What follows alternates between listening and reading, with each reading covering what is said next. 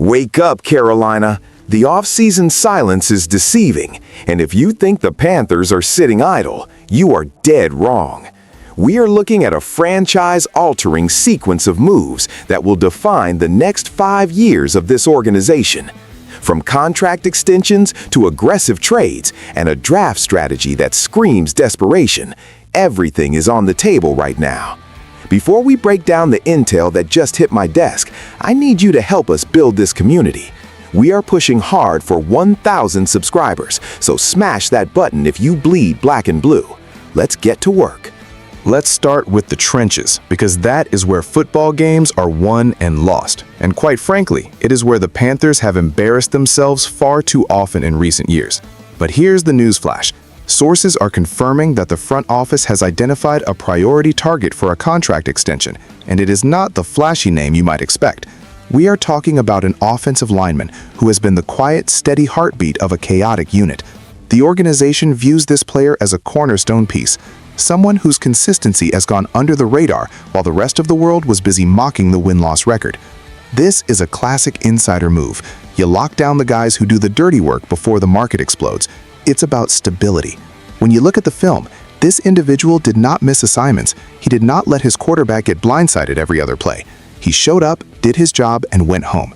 That is the kind of culture shift this team needs. I am tired of seeing a turnstile offensive line. I'm sick of watching defenders walk into our backfield like they own the place.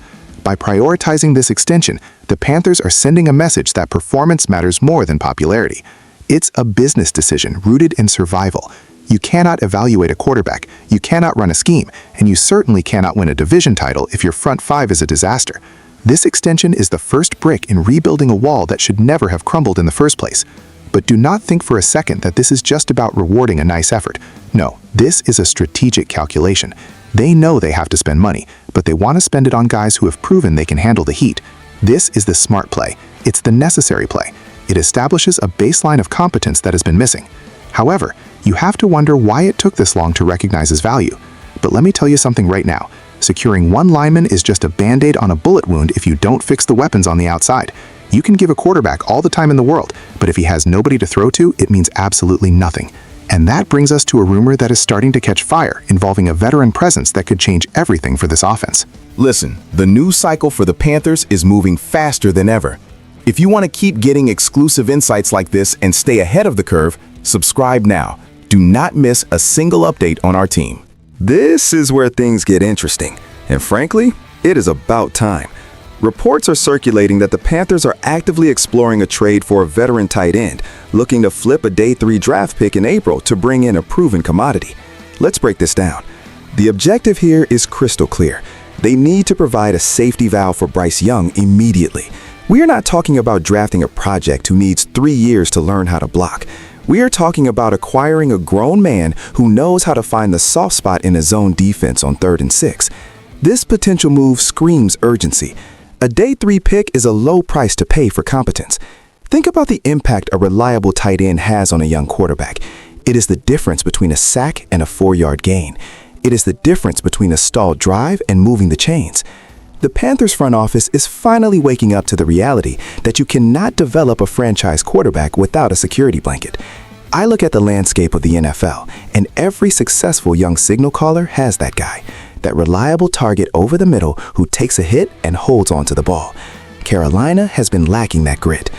If this trade goes through, it signals a shift in philosophy. It says they are done waiting for potential to develop and are ready to acquire production right now. But let's be real for a second. Why is this necessary? Because the current roster composition has been malpracticed.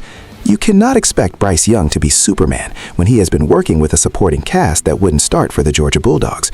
Bringing in a veteran tight end is not just a roster move. It is an apology letter to the quarterback room. It is an admission that they failed to equip him properly before.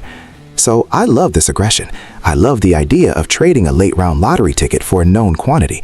But here's the problem. A tight end helps, sure. It moves the needle, but it does not solve the explosive play problem. A tight end catches the 5-yard out. Who is stretching the field? Who is taking the top off the defense?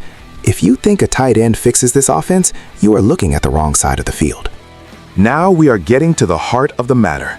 The latest analysis coming out of this weekend indicates a massive shift in draft strategy. The Panthers are zeroing in on a wide receiver to pair with the Offensive Rookie of the Year, Tetairoa McMillan. Let me be loud and clear about this. McMillan was a revelation. He was the one bright spot in a dark room. But the NFL is a cruel league. If you enter next season with McMillan as your only legitimate threat, defensive coordinators will double-team him from the moment he steps off the bus. They will bracket him, they will jam him, and they will erase him. The Panthers know this.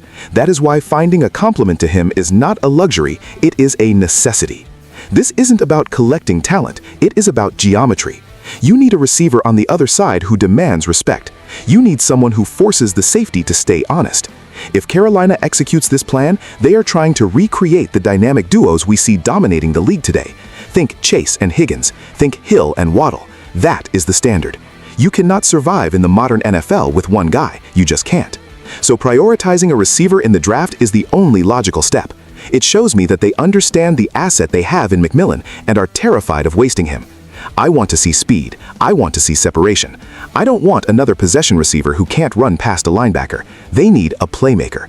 If they land this pick, suddenly this offense looks dangerous. Suddenly you have a veteran tight end underneath, McMillan destroying coverage on one side, and a rookie sensation on the other. That sounds like a plan. That sounds like hope. It sounds like they are finally trying to score points instead of just punting the ball away. But all of these moves, the lineman, the trade, the draft pick, they all circle back to one person. They all point to the single most important question facing this franchise.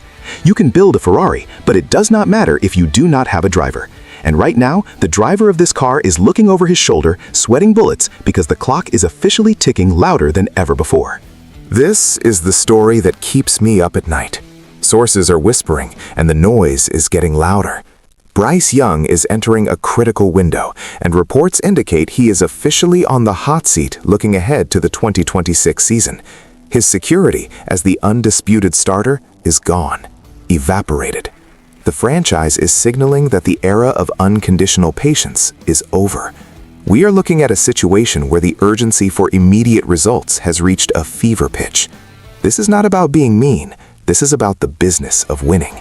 The Panthers invested everything in him. They mortgaged the future. And what have they seen? Flashes, glimpses, but not enough consistency.